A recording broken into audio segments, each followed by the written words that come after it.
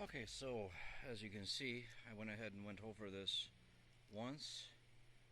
Actually went once, twice, third time with the 7014 5/32, and then I came back on the back ledge and did Excalibur 3/16 to create this bead right here.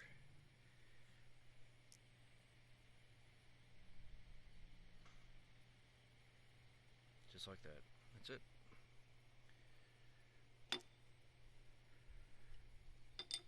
And rather than me sitting here grinding and forming with grinding discs with this technique, I can achieve a repair across the top of that beam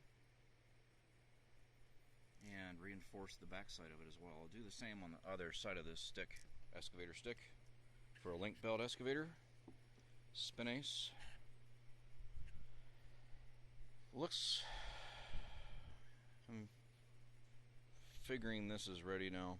I'm going to flip it over, get on this side here 90 degrees, flip it this way, and run a patch plate there. Alright, and then I have to do the back side as well. Actually the top side. This would be the back side.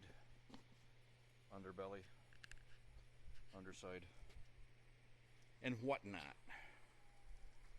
Well, I guess there's a fire off in the distance here. Never mind my whatnot. Getting done, that's what matters.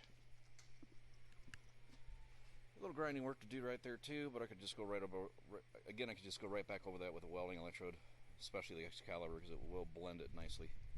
It's more of a cutting electrode and resurfacing electrode, hard surfacing electrode more than anything. In fact, they list it as a hard facing electrode. Alright, enough. Move on. This is CT with CT Machinery Systems. Thanks for your interest. Demonstrating ARC-JET-WELD stealth weld, offering over 1,000 amps of welding power. Actually around 1,500 amps if needed. Can run dual quarter-inch electrode if I need to. Just try to find that from Lincoln or Miller. Lincoln or Miller will cost you a fortune. More than 3 times the cost, 3 times the mass, 3 times the weight, and frankly only 1/3 the power. So, moving onward. That is that.